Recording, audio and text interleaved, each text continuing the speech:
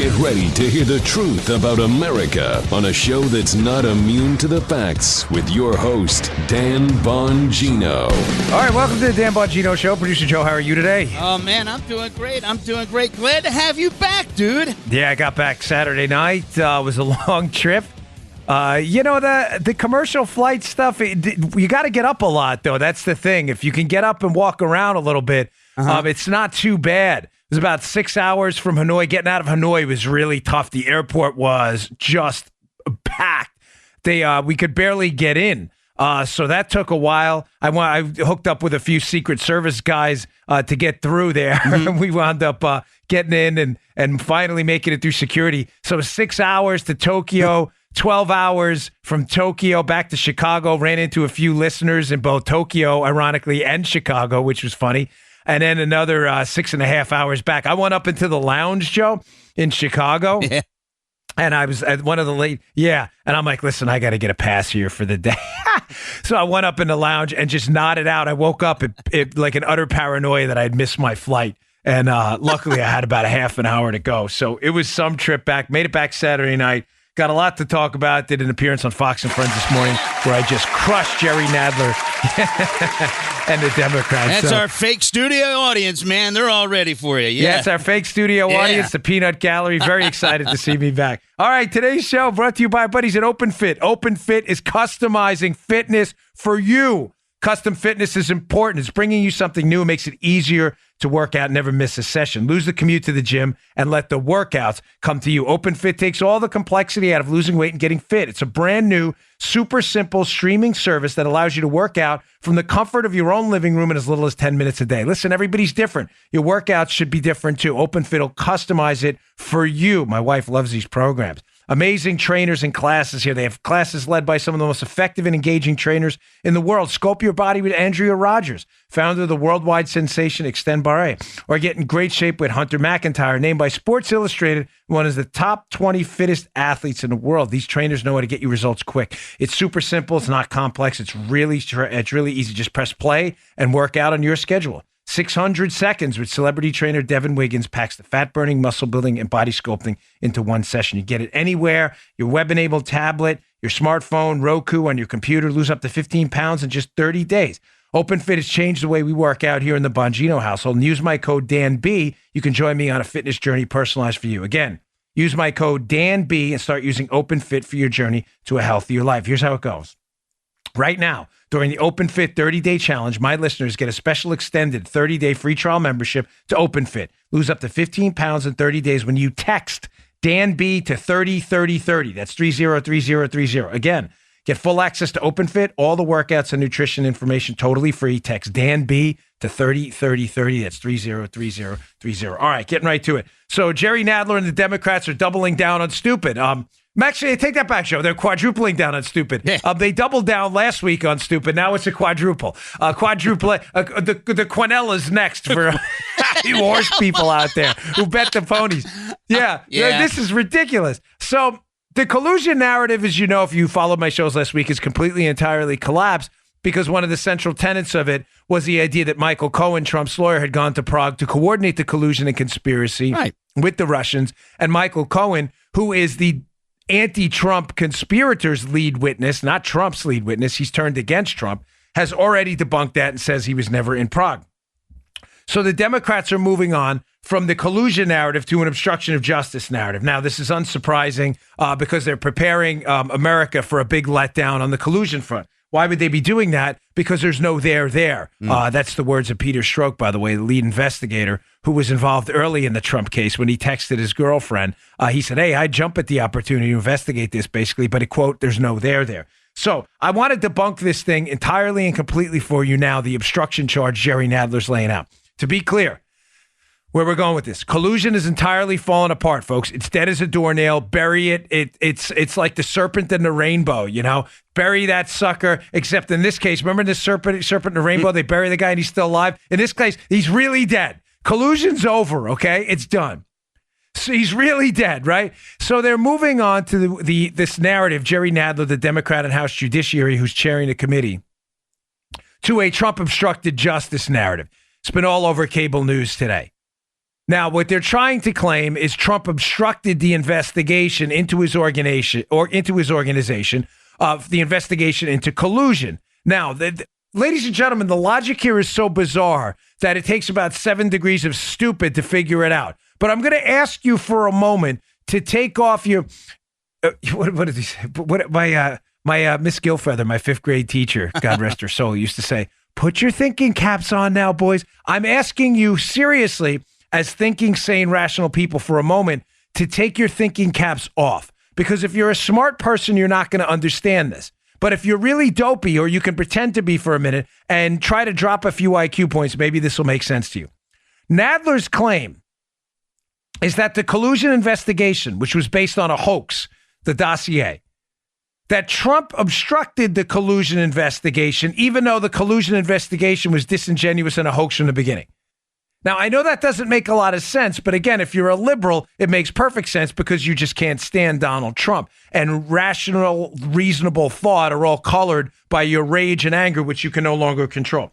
So the obstruction charge would seem to indicate that they had some evidence, Joe, that Trump took some steps to stop the FBI from investigating him. You would think, yeah. Let's go through and walk through the actual evidence showing you right how ridiculous and silly these stupid charges are. First, ladies and gentlemen, James Comey, former FBI director, while this whole Spygate scandal was going on and through the first few months of the Trump presidency into May and June there, Jim Comey was the FBI director. Now, assuredly, if there was an effort to obstruct the investigation by Donald J. Trump into this collusion hoax, then Comey would have some evidence that happened, that Trump took some firm, hard material steps to stop and obstruct that investigation. That's the whole essence of an obstruction investigation charge.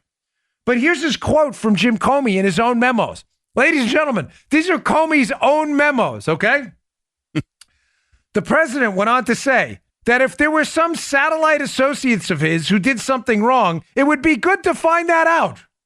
But that he hadn't done anything wrong and hoped we'd find a way to get it out that we weren't investigating him. Folks, I can't read this to you enough because this is the next evolution now. I've explained this to you for 2 years. They are going to move on to this obstruction charge, which will fall apart completely because there's no evidence of that either, just like collusion. And next, they're going to move on to Trump's financial dealings. Actually, I shouldn't say next. They will do them on parallel tracks because they don't have anything.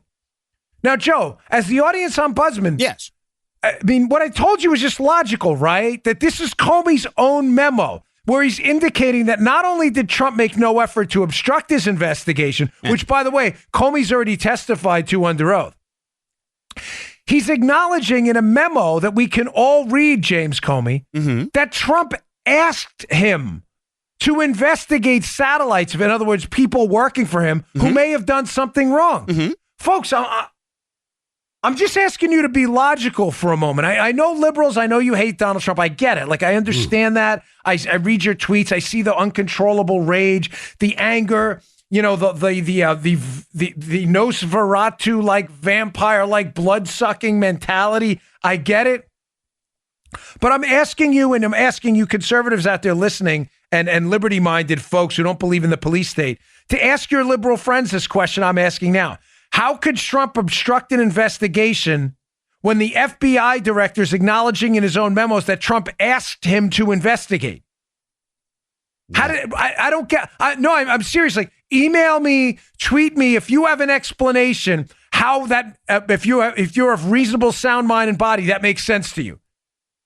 Comey's own memo. Please investigate any satellites to see if they did anything wrong because, quote, that would be good to know. Right. How is that obstruction? Are you insane? Are you so knee deep in the anti-Trump Kool-Aid that you've placed reason on the sidelines?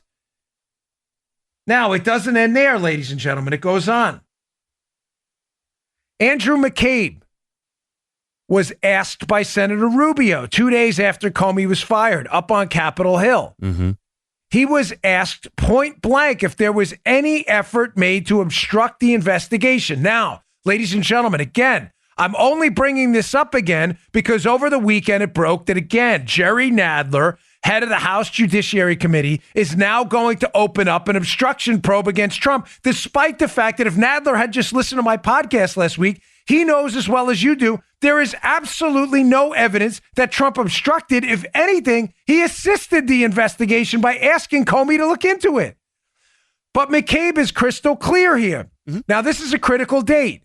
If there was ever evidence, Joe, of obstruction and the firing of Comey, which is perfectly constitutional, Jim Comey, as the FBI director, worked into the executive branch, worked for Donald Trump. Donald Trump's ability to fire Jim Comey is unquestioned by sane people. Again, but I said sane, which pretty much discounts anti-Trump TDS-infected liberals right now. Trump derangement syndrome, for any of you wondering what TDS is.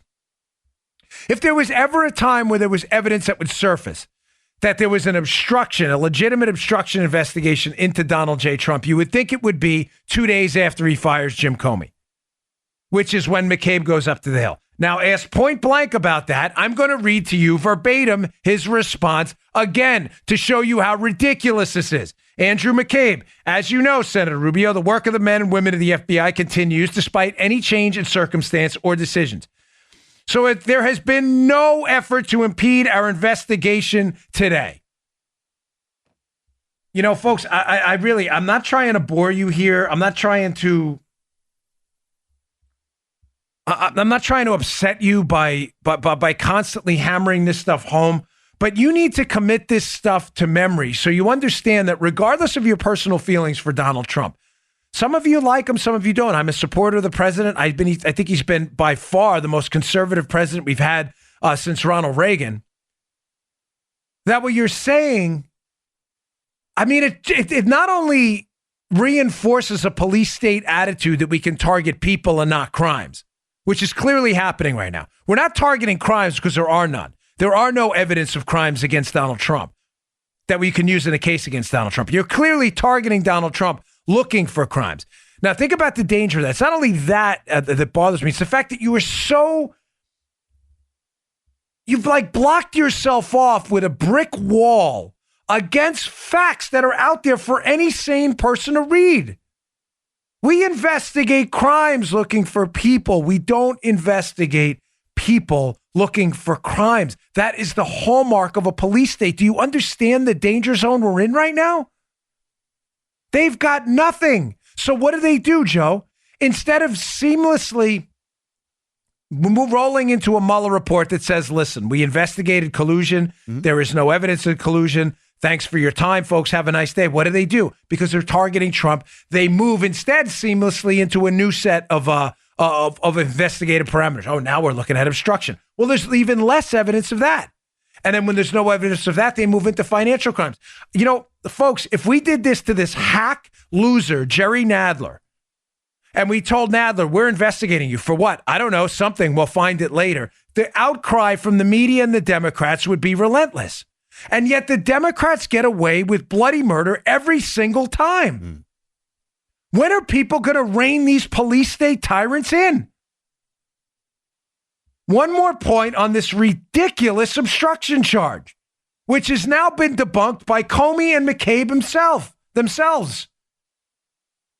Jim Baker, FBI lawyer, general counsel over at the FBI, connected in deep with the small group cabal of players who targeted Trump in the spying operation under the Obama administration. Baker was brought up to Capitol Hill to testify under oath as well. He's asked a question by Congressman Ratcliffe. This is important. He says, do you know, Congressman Ratcliffe asks him, do you know if at any point in time Jim Comey is FBI director, did he tell President Trump they were under criminal investigation? The answer here is critical. Mr. Baker, I think my understanding and belief is that he never told, that he told the president the opposite. Folks, the opposite, meaning he was never under investigation. How exactly do you obstruct an investigation you were not aware was even going on? Do you understand the importance of Baker's testimony in relationship to Nadler's absurdities? Nadler's claiming Trump obstructed justice into an investigation that the FBI is claiming they never told him was happening. Now, again, you may say, oh, well, what about an investigation into Flynn and otherwise? Comey already said Trump asked Comey to investigate those people. And then McCabe said there has been no effort to obstruct our investigation. This is even too dumb for Caveman Joe, man. Dude, it is. I know. You know what? Seriously, even Caveman Joe is insulted by this conversation. I don't want to embarrass him. Because he's like, he doesn't want to embarrass himself by being on tape, on a recording. I said this I was on Fox and Friends this morning, and Kilmeade's funny. He's a character. And Brian Kilmeade, I said, listen, folks, we're all dumber for having this conversation right now. And Kilmeade's like, there's nothing better than a Billy Madison reference in the middle of Fox and Friends. I love that movie. That's from Billy Madison. We are all dumber for having heard that. We used to use that drop on my old NRA TV show all the time because it's true.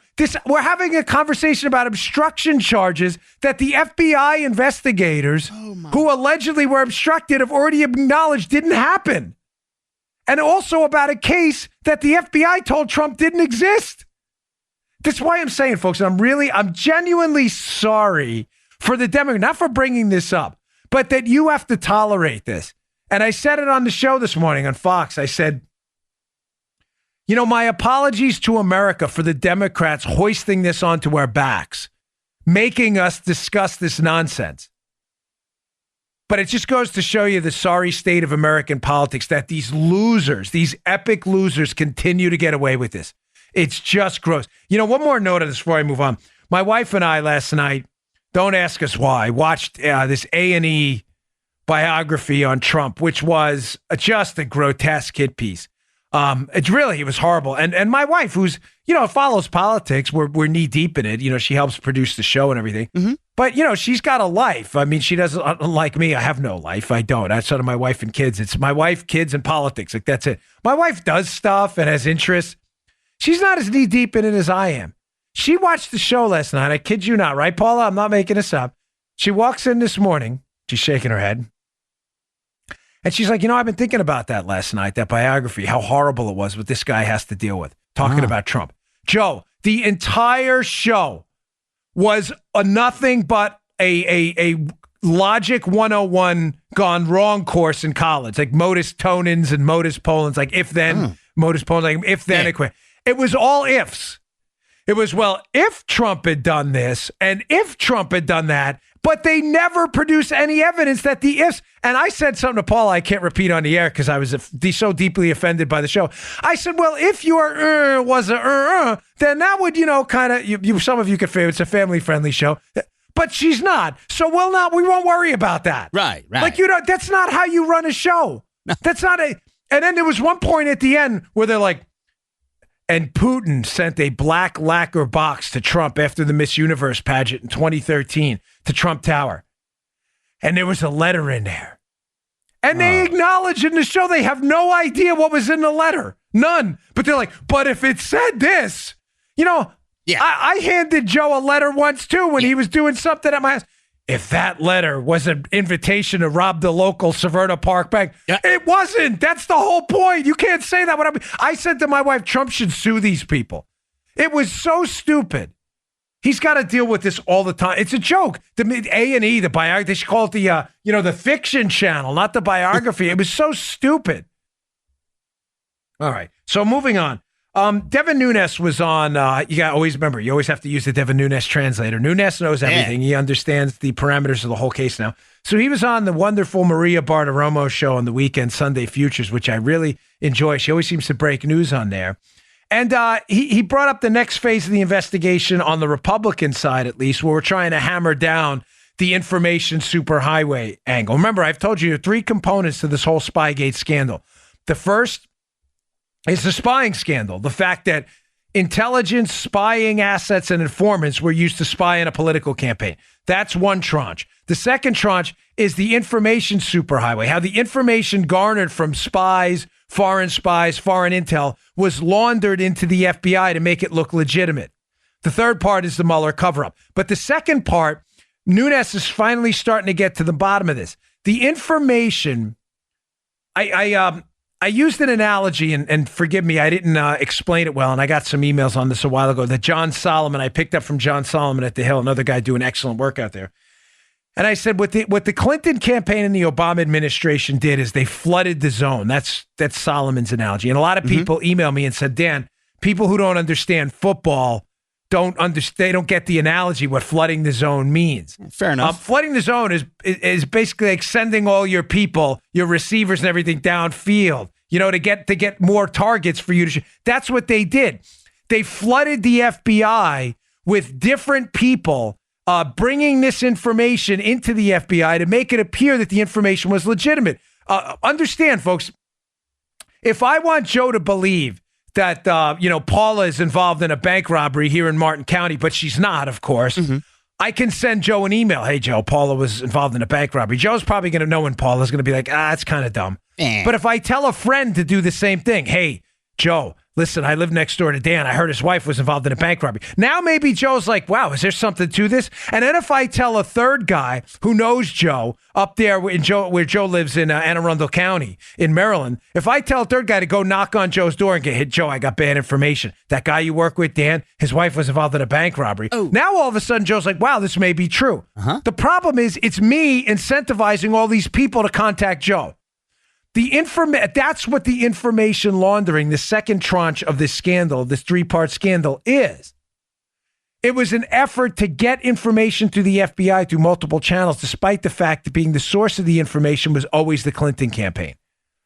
Now, I want to play this cut by Devin Nunes on Maria Bartiromo's show because it explains how they use the media to do exactly what I just described. Play that cut. Also, let's not forget, we also have evidence that at one time that Weissman was meeting with reporters.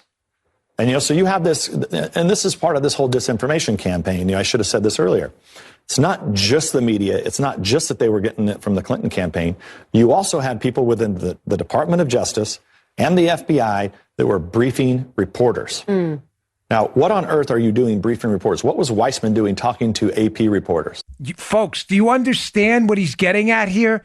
He's not just bringing this up haphazardly on the weekend show because he's bored. He's trying to explain to you with a wink and a nod because he can't tell you everything, Devin Nunes, all at one time, is he's trying to explain to you that it was the same information laundered through multiple vehicles, and the media, in fact, was one of the outlets used to do that. The media folks were leaked this stuff, and they were using media stories by Yahoo, by Isikoff, and by David Korn at Mother Jones. They were using those media stories in the FBI, even though they originated in the end with the Clinton campaign, as all of this stuff did. They were using that to buttress their claims that the information was true, just like the analogy I just gave you about Joe. Now, why is this important? Why am I bringing it up now? Because what's fascinating, in an unbelievable act of the lack of self-awareness, this A&E biography of Trump, who do they use as a subject matter expert on this case, Joe? David Korn from Mother Jones, who was essentially a media co-conspirator in the laundering of this information to the FBI. And they have him on A&E. Brilliant. I'm like, is this serious? I told my wife, I'm like, I can't believe this. One of the guys responsible for the media, media's role in information laundering, fake information into the FBI, is now a subject matter expert for A&E. This is outstandingly stupid. Folks, the information superhighway was going to be a very big deal. Now, Nunes, I want to move. I got a ton of stuff to get to, but I want to wrap it up with this. Nunes brings up an angle on this that's critical because it ties in, and it's another reason I'm bringing this up. Tranche 2. Remember, spying, tranche 1, the spying scandal. Tranche 2 of the scandals, the information laundering operation. Tranche 3 is Mueller's cover-up. What Nunes said on Maria Bartiromo's show ties tranche 2 and 3 together. This is one big scandal in different subsets. He brings up the fact that Andrew Weissman, who is on the special counsel investigation now, investigating Donald Trump on a fake collusion charge, Weissman already knew where the information was coming from that was being laundered because Weissman was briefed himself by Bruce Orr, who got the information from his wife, who got it from Fusion, who got it from Hillary. Folks, all roads lead back to Hillary and Obama. All of them. All of them. It's the same information, forking off here, forking off there, forking off up there. It's like Here's what it looks like. Two triangles on top of each other, like diamonds on top of each other. Mm-hmm. You have this, kind of reminds me of an analogy when we used to do motorcades in the Secret Service. We call it like the deadly diamond. It's actually an interesting analogy. When you're doing motorcade security, what's the most dangerous point of the motorcade, Joe? The arrival and departure locations. Yeah. And why? Because everybody knows where the location is. In other words, if President Trump's landing at Joint Base Andrews and going back to the White House, there's a number of different ways to get there. And so if you're going to set up an attack halfway through the White House and and Joint Base Andrews, it's hard for you because you don't know, unless you have a source, God forbid, what road they're going to take, right, Joe? Mm-hmm. But if you look at it like two diamonds on top of each other and arrival and departure points, there are two entities you know. You know they're going to arrive at the White House, and you know they're going to leave Andrews. So if you were going to set up, that's where they're going to set up. It's just a common thing in security. It's not like classified information. So they call it the deadly diamond. And the way security counteracts that is if you're going to allocate your assets, Joe, you allocate them towards the arrival and departure points because that's where it's most likely to happen, an attack. Well, think about that deadly diamond, right? You have an arrival and a departure point at both ends. The departure point for the information was always Hillary and the Obama administration. The arrival point was always the FBI. Now, those paths it took were variable. The State Department through Jonathan Weiner, Clinton's people through Cody Shear and Sid Blumenthal, Nellie Orr through Fusion GPS and Bruce, Andy Weissman through getting brief from Bruce, and it always wound up back at the FBI. Christopher Steele, the dossier, it was all the same stuff. Now, what Nunes is getting at is the link between all of this is the link between Tranche 2 and Tranche 3 is in fact Weissman. Andy Weissman was briefed by Bruce Orr back in August of 2016. Ladies and gentlemen, he had to know that this information originated with the Hillary team, and yet he did nothing to stop it. He did nothing to stop political information from winding up in the FISA court without being vetted. He did nothing.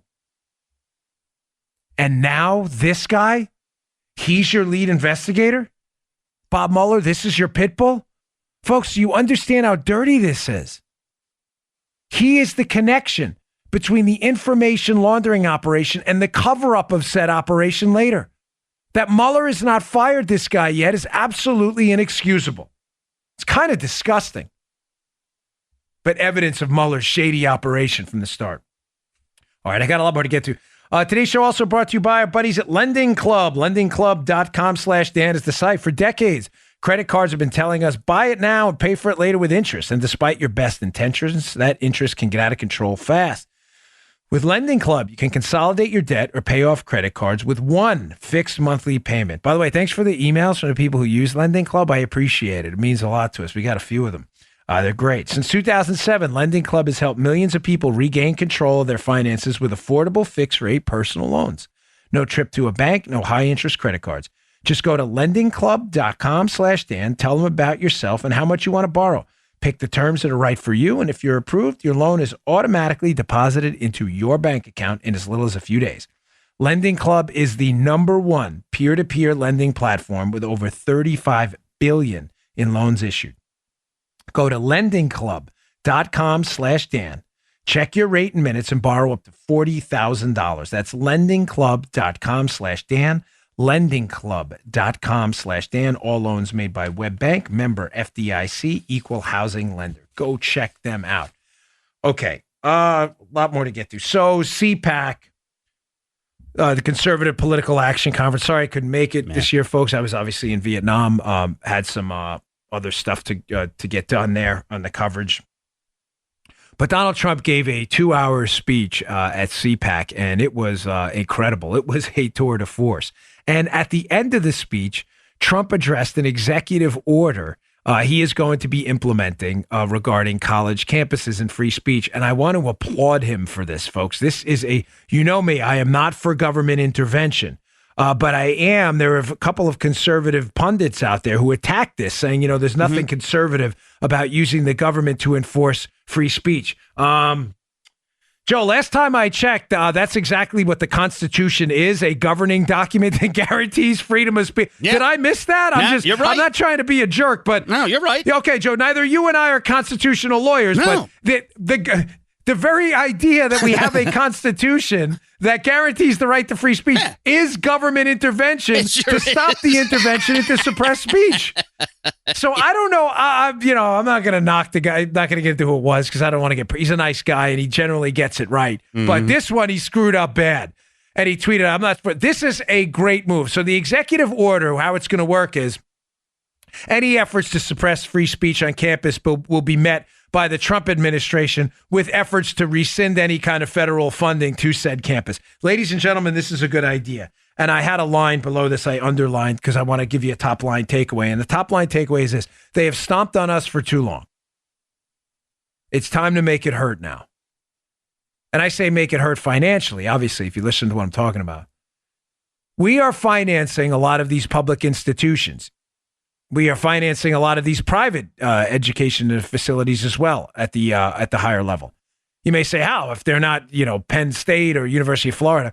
Because, ladies and gentlemen, the subsidized student loan market is subsidized largely by the United States government. Your taxpayer money is being given to people and then transferred over to private education institutions that are then turning around and crapping all over our Constitution. Mm-hmm. It's time to make that hurt, folks.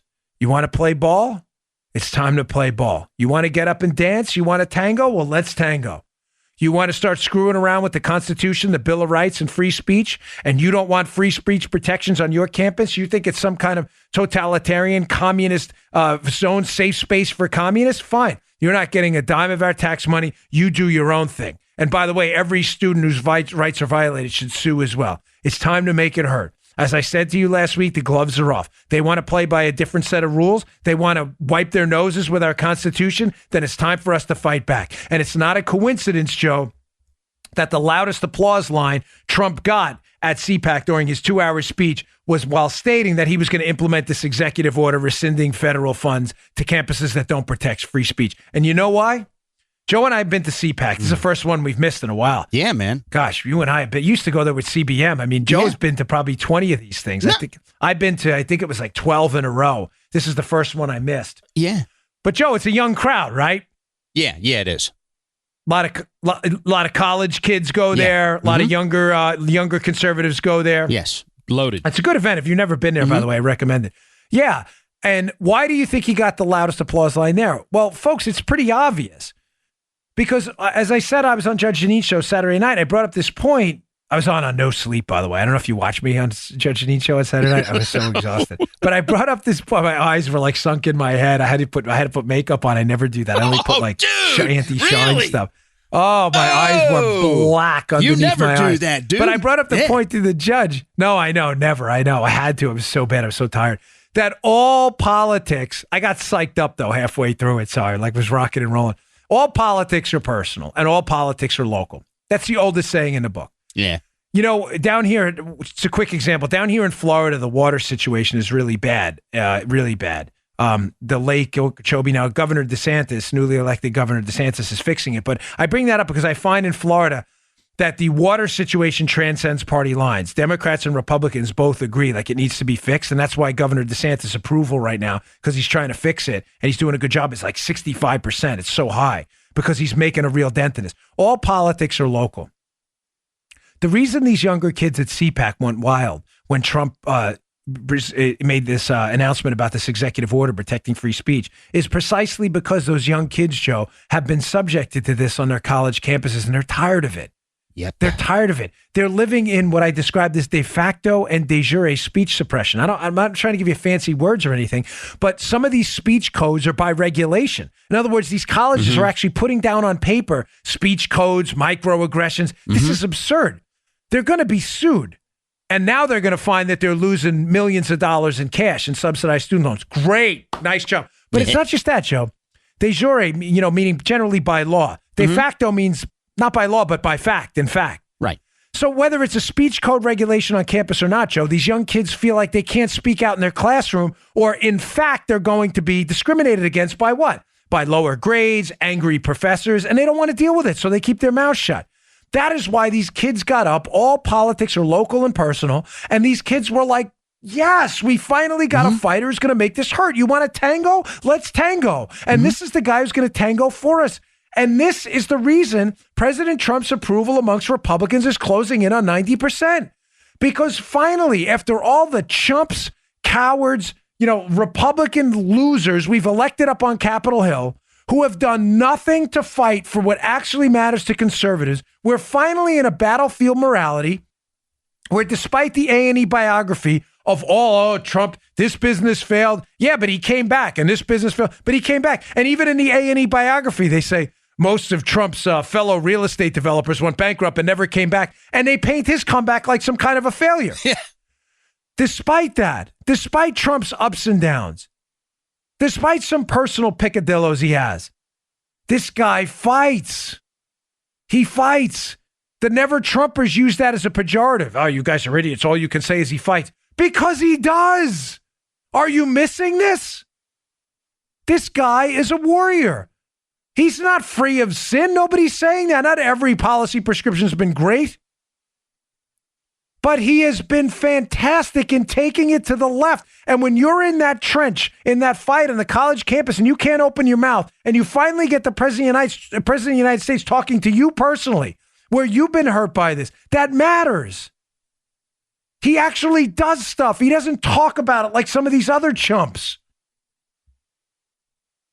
I don't know why they don't get that. What the never Trump crowd is missing. Doesn't make any sense.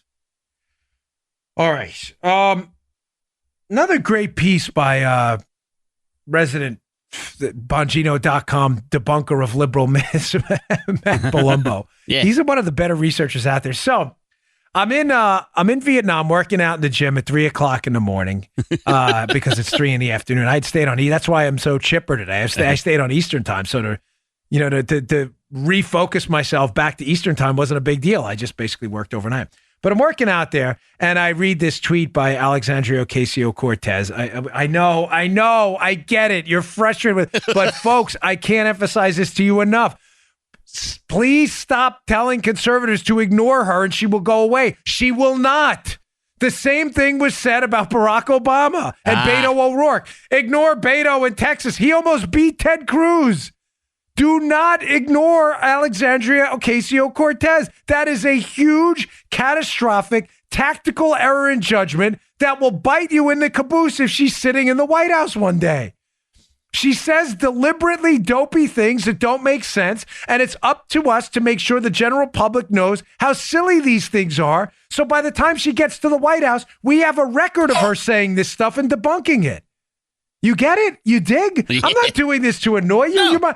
I love you guys and ladies who listen to the show. It is important we do this and that we are on the right side of history here. So, Ocasio-Cortez sends this tweet. I read it in the gym. It says that basically that American workers are being screwed over because productivity levels have risen faster than wages. Why she's putting out pseudo-intellectual, junk like this. I don't know if an advisor on her staff told her to tweet that. I'm not really sure where she got that from. But she cited a study I know she got it from the study, but she didn't clearly look into where the study was wrong. Let me just translate what she's trying to say.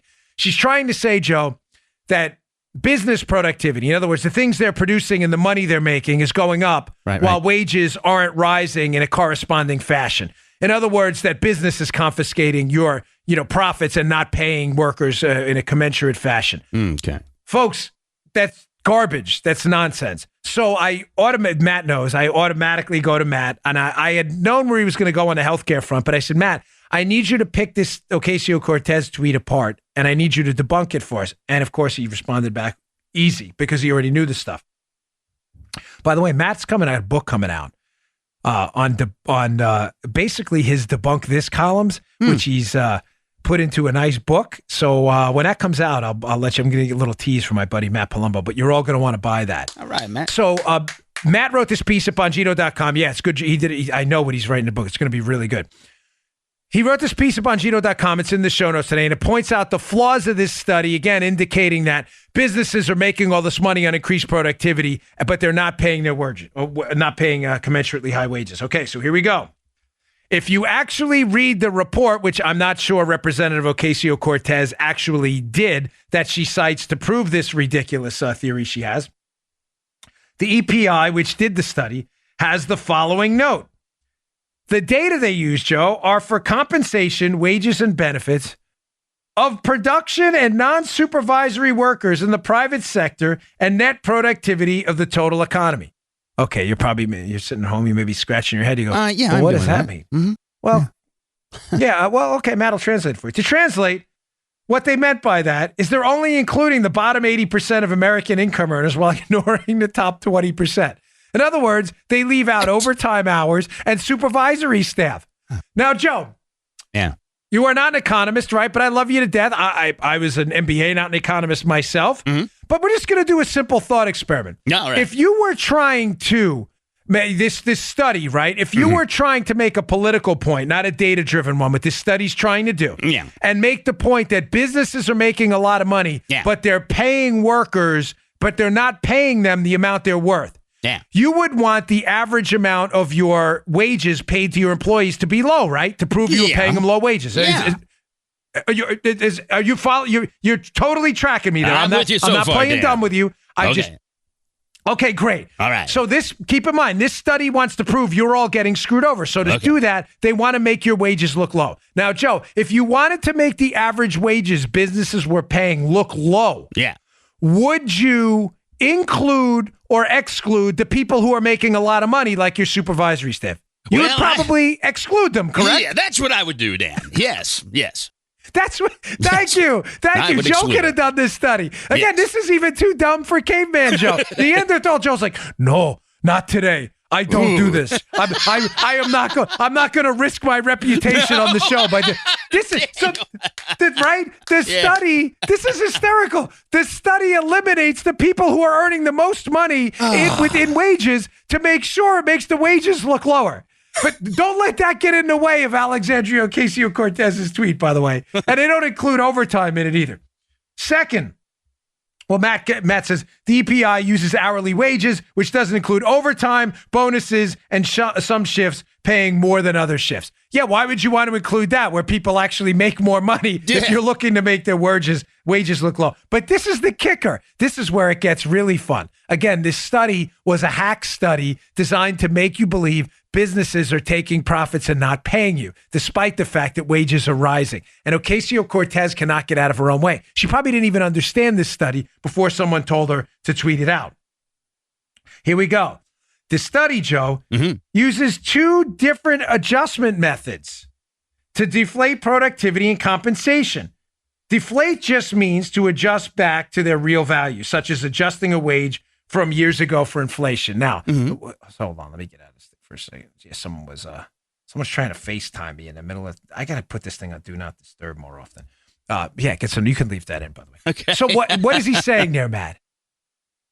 They use two different measures of inflation to make it appear that productivity, prices, and other things, that businesses were making all this money when they adjusted it for inflation. They made it seem, using one measure, that they were making all this money, but used a different measure to measure wages. Now, why would you do that? Well, you would only do it because you were trying to make wages look lower and productivity look higher. They use the NDP for one measure and the CPI for others. Now, Joe, that's like, measuring a stick in, measuring the measurement of something. Let's say you were looking for like the distance of a football field, right? Yes. And one guy brings out a ruler in inches, and one guy brings out another ruler where the inch is different. Well, you'd be like, wait, an inch is an inch. Like, if you're going to tell me the football field is whatever, 100,000 inches or whatever the heck it may be, then I want to know what the inch actually means. If the inch is 2 inches, then it doesn't make sense. No. There's a reliability validity problem here. In other words, a scale can be reliable, but it can be reliably wrong. Therefore, it's not valid. If Joe's scale is always plus 20, say Joe weighs, 180. Fine. Joe's going to weigh 200 on that scale because it's always 20 pounds off. Now, ladies and gentlemen, the scale's reliable. It says the same thing every time. Joe weighs 200. The problem is it's not valid because Joe doesn't weigh 200 pounds. He weighs 180. Reliability and validity are not the same thing. These are not valid measures. They're using different measures of inflation. They're comparing apples to oranges. Folks, they do this all the time. You have to learn to pick through this liberal drivel. And Ocasio-Cortez does this constantly. And us ignoring it is only going to let the narrative set in that the economy is somehow screwing over the workers, which she's doing for one reason and one reason only. Why, Joe? She likes class warfare. You got it, bro. That's what they do. They love class warfare. That's their thing. So to institute a class warfare, businesses are coming for you, rich people are raking you over the coals. She puts out nonsense studies like this, which Matt spent 5 minutes writing this because it's so easy to debunk. Read the piece. It's up on my website today. All right, let's read today for Genucel. We love Genucel. Thanks for being there for us, Genucel. Ladies and gentlemen, what was your Valentine's gift this year? How about taking 10 or 15 years off your appearance with the new Genucel jawline treatment? No more turkey necks, double chins, or sagging jawlines. It works amazingly well. Just listen to Linda B. from Marina Del Rey. I love your jawline cream. It really works. I really see a difference, and people never believe my age. It works. And guys, it works for you too. Right now, the brand new Genucel jawline treatment is yours free when you order Genucel for bags and puffiness under the eyes. Hey, let me just say, my mother-in-law loves this stuff. It's really good. It works. And I wouldn't use them as a sponsor if I didn't believe in it. This is a really good company. We love Genucel. And for 12-hour results, the Genucel Immediate Effects is also free. Say goodbye to the double chin, under eye bags, and even those laugh lines and crow's feet are gone.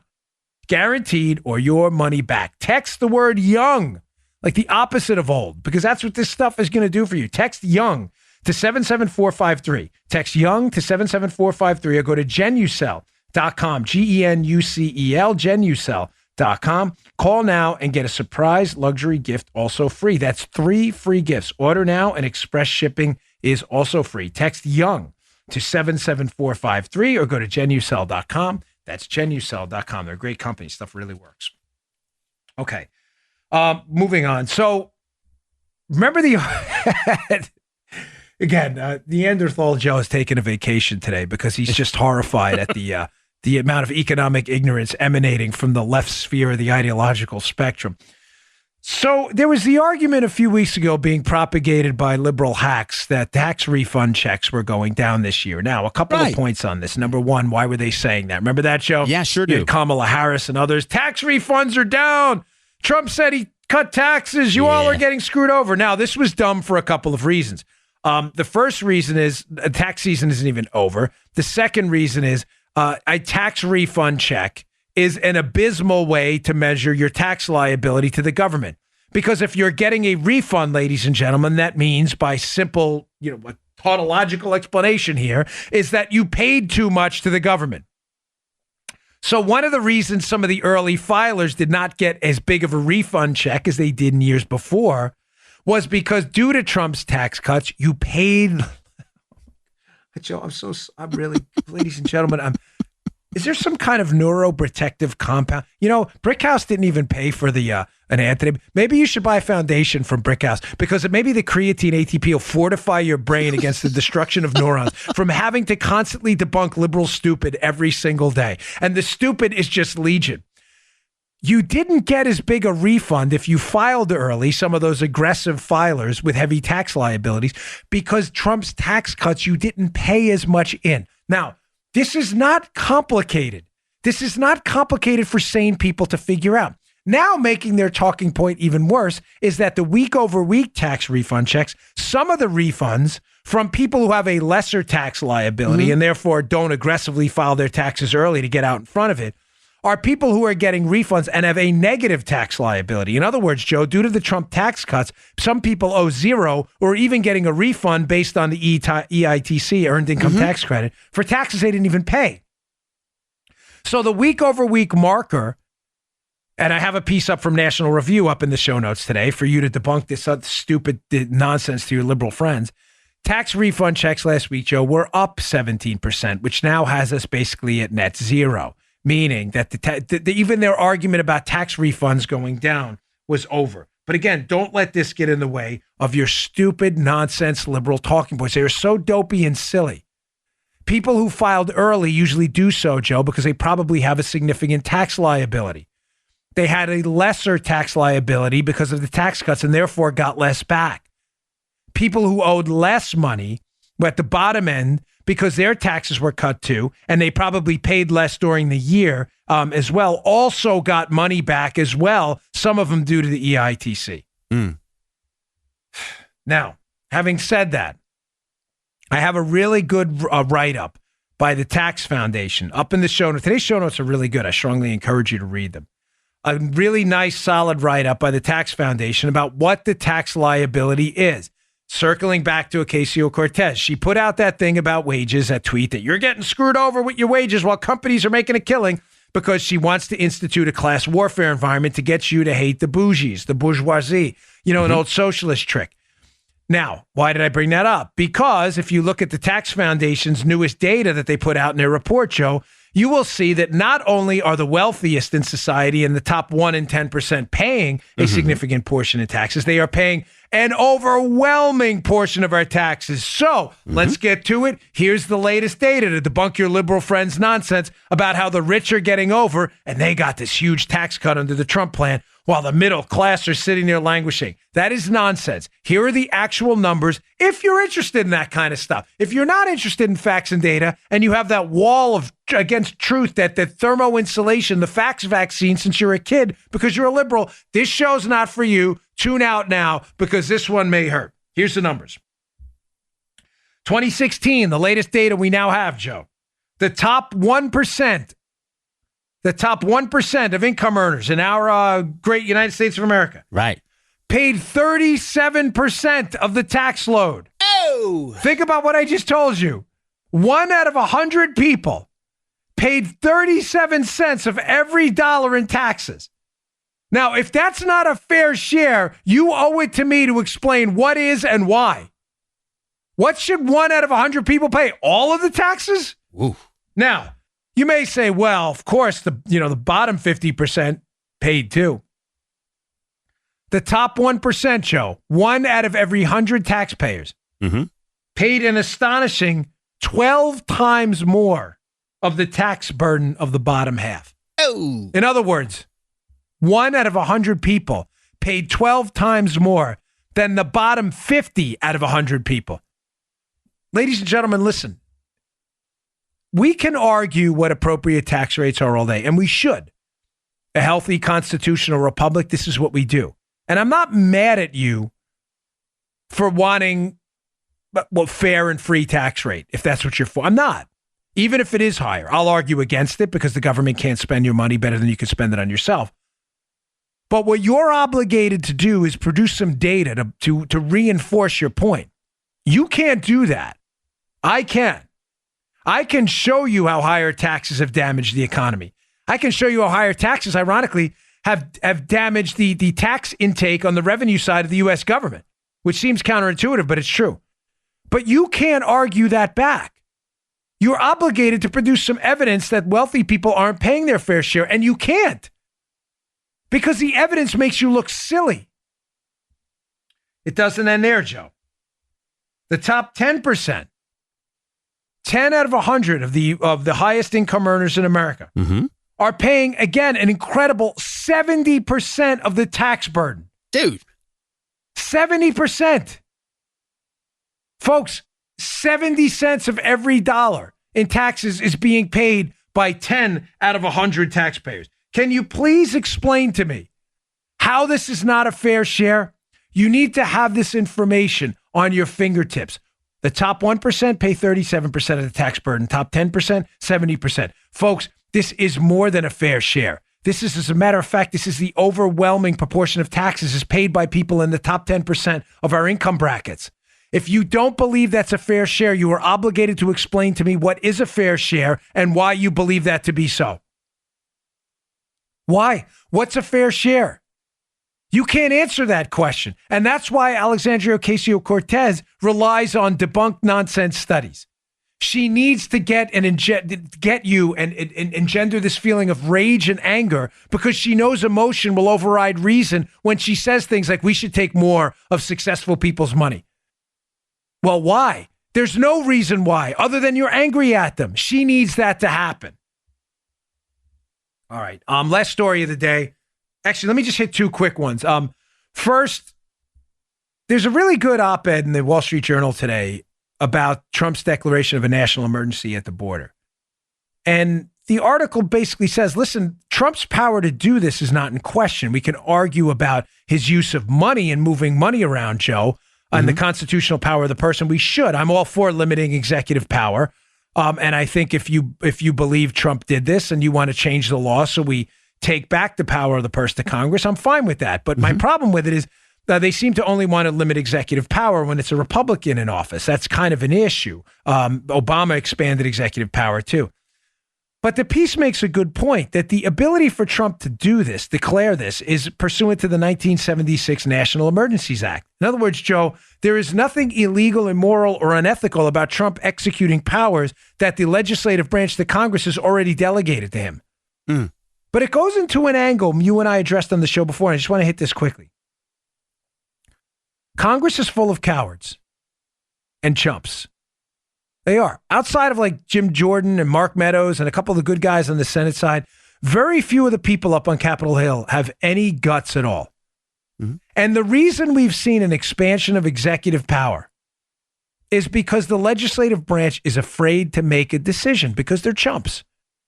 They don't want to decide things like, remember on gay marriage, they wanted that to go through the courts. Right. They don't want to decide things about immigration because they don't want to face the voters. So what did they do, Joe? They let Obama do it through DACA and DAPA, where they delegated these powers to the presidency because why?